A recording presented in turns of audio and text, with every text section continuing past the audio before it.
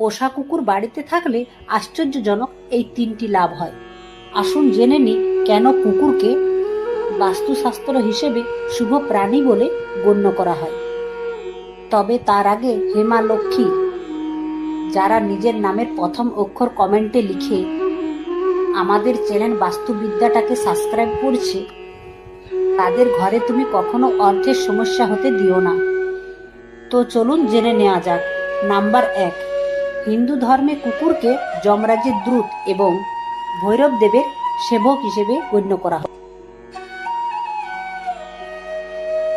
তাই বাড়িতে কুকুর থাকলে প্রাণহানি ও সংকটের মতো নানা রকম সমস্যা খুব সহজেই এড়ানো যায়।